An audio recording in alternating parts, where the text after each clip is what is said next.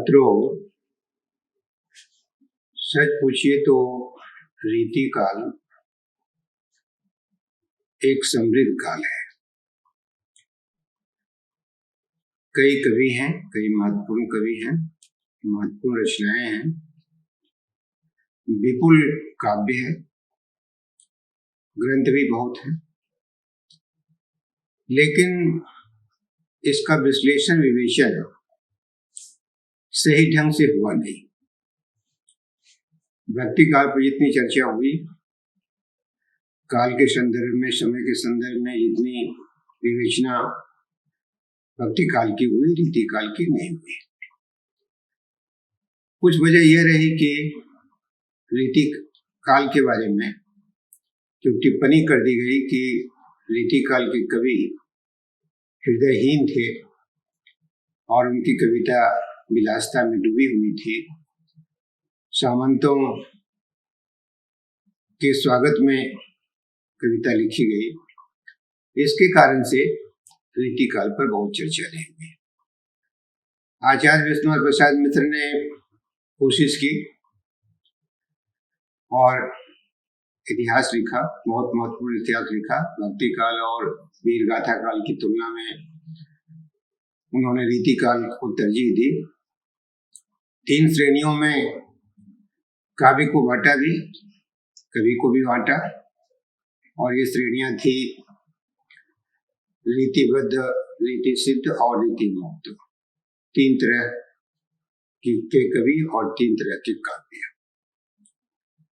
Doctor Nagendra ने भी बहुत काम किया है रीति काव्य में, खास तौर से। वे इस राय से सहमत नहीं है। उनका मानना है कि जो रीतिबद्ध कवि हैं वे रीतिकार या आचार्य कवि हैं। उनका जो लक्ष्य है वह कविता लक्ष्य नहीं है, उनका लक्ष्य है रीति ग्रंथों का प्रणयन।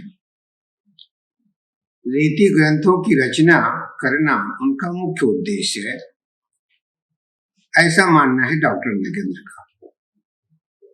और आचार्य विश्वनाथ प्रसाद मित्र मानते हैं कि ये जो कवि हैं ये रीतिबद्ध कवि हैं। डॉक्टर नगेंद्र ऐसा नहीं मानते। उनका मानना है कि रीतिबद्ध वे हैं जिन्होंने रीति ग्रंथों की रचना नहीं कर काव्य सिद्धांतों या लक्षणों के अनुसार काव्य रचना की है। अलंकार, रस, नायिका भेद, ध्वनि आदि उनके ध्यान में रहे हैं, लेकिन प्रत्यक्षतः इसका निरूपण नहीं किया है।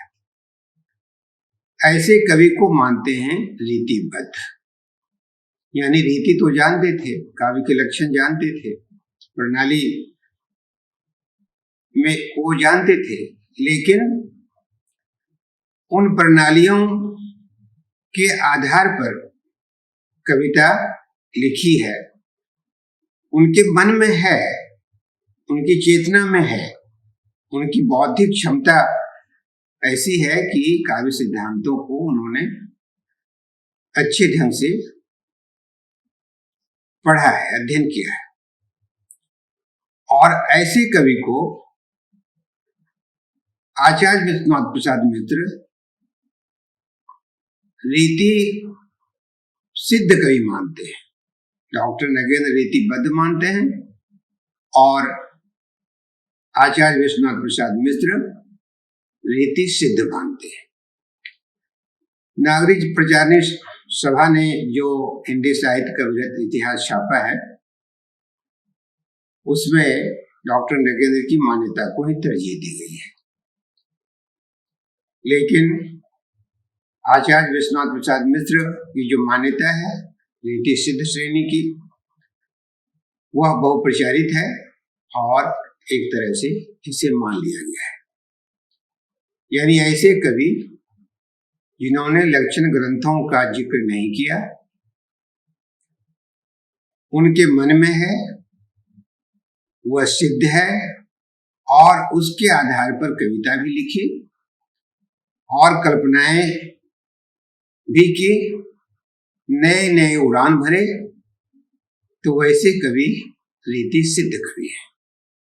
क्या विशेषताएं हैं उनकी कविताओं की? पहली विशेषता है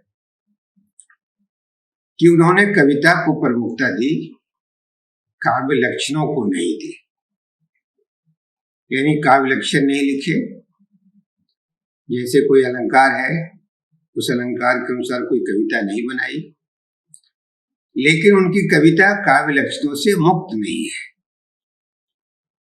वो उसके दायरे में है, लेकिन लक्षण और उदाहरण नहीं है उनकी कविता। कविता की प्रमुखता रही। दूसरी बात ये हुई कि वे लक्षण ग्रंथों के ज्ञाता हैं। स्वतंत्र लक्षण ग्रंथों का लेखन भी उन्होंने किया है। उनके गए ग्रंथ हैं महत्वपूर्ण, जो लक्षण ग्रंथ के हैं। अर्थात वो ज्ञानी थे, उन्हें पता था, काव्य की प्रणालियों का पता था, रस अलंकार तमाम चीजों का पता था। तीसरी बात ये हुई कि भावों, अनुभूतियों और संवेदनाओं को मार्मिक ढंग से अभिव्यक्त किया। उन्होंने समझा, मर्म को समझा, पहचाना और व्यक्त किया। कविता में बिंबों के ही प्रयोग हैं। जितने तरह के रस हैं उसके अनुकूल शब्दों का इस्तेमाल भी किया। चौथी बात हुई, आप जानते हैं रीति काल की एक विशेषता है, बड़ी विशेषता है, वो नायिका भेदों का और नक्शिक वर्णन का। यहाँ भी है, नायिका भेद किए गए हैं, नक्शिक वर्णन हुआ है, लेकिन नई उद्भावना है। और जो उक्ति वैचित्र है वह बहुत अनूठा है। पांचवी बात हुई कि प्रेम और सौंदर्य का यहाँ भी मर्मस्पर्शी वर्णन है। नायिकाओं की वह संधि का मनमोहक वर्णन उनकी कविताओं में मिलता है। तमाम कविताएं मुक्तक काव्य हैं, बल्कि कहिए कि रीति काल की तमाम कविताएं मुक्तक में हैं। और अन्योक्तियों की रचना है, भाषा ध्वन्यात्मक है, लाक्षणिक प्रयोग है और ब्रज भाषा में लेखन है। रीति काल की तमाम कविताएं ब्रज भाषा में हैं और मुक्तक में है। ये दो विशेषता रीति काल की है। और रीति सिद्ध कवि हों या रीतिबद्ध हों या रीति मुक्त हों, ये दोनों चीजें मिलती हैं। जो कवि हैं महत्वपूर्ण, रीति सिद्ध जो कवि हैं उसमें सेनापति हैं, उनकी एक ही पुस्तक मिलती है, कवित रत्नाकर। दूसरी जो पुस्तक है जिसका जिक्र होता है, कवि कुल तरु, वह पुस्तक उपलब्ध नहीं है। बिहारी लाल इसके सबसे महत्वपूर्ण कवि है, बल्कि रीति सिद्ध जो काव्य परंपरा है उसके केंद्र में है बिहारी लाल। और उनकी पुस्तक है सतसई, 700 दोहे हैं उस पुस्तक में। और एकमात्र पुस्तक इनकी है, बहुत महत्वपूर्ण है। कवि बिहारी की धूम मची हुई थी हिंदी संसार में। हिंदी के लेखक और कवि और आलोचक बिहारी को केंद्र में रखकर आलोचना करते थे। फिर रसनिधि हैं, रतन हजारा, विष्णुपद कीर्तन, कवित्व, बारहमासा, रसनिधि सागर, हिंडोला नामक इनकी किताब है। वृंद एक कवि हैं, बारहमासा, भाव पंचाशिका, नयन पचीसी, पवन पचीसी, श्रृंगार शिक्षा, यमक, सतसई नामक इनकी किताब मिलती है। पजनेश एक कवि हैं, उनकी एकमात्र पुस्तक है पजनेश प्रकाश। और अंत में द्विदेव, उनकी पुस्तक है श्रृंगार बतीसी और श्रृंगार लतिका। रीतिबद्ध काव्य की तुलना में यह काव्य विपुल नहीं है, कवि कम है, लेकिन लेखन महत्वपूर्ण है। इसका विवेचन विश्लेषण समय के अनुसार होना चाहिए, जो नहीं हुआ है। आगे जो लेखक आलोचक आएंगे, जो भी आ रहे हैं, उनको आधुनिक भाषा में, आधुनिक काल में तो रुचि होती है, भक्ति काल में रुचि होती है, लेकिन रीति काव्य में रुचि नहीं होती है। इसकी वजह से ये उपेक्षित भी हो गया है। आप सब वीडियो देख रहे हैं,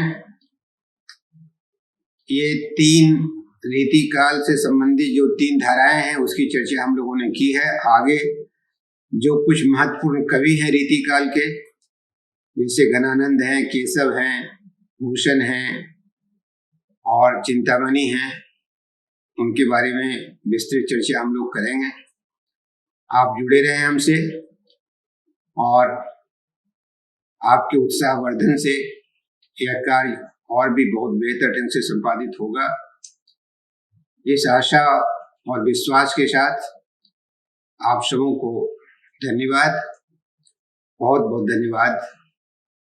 हमारा जो यूट्यूब चैनल है, इसको सब्सक्राइब करें, जिससे जो वीडियो बना रहे हैं वो आप तक पहुंचे, आप इससे लाभ उठाएं, दोस्तों को भी जोड़ें, जिससे आपको ये मदद मिलेगी। और साहित्यिक दुनिया में जो साहित्यिक विचार है, इतिहास से संबंधित जो कथाएं हैं, उसे प्रचारित प्रसारित करने में सुविधा होगी। धन्यवाद।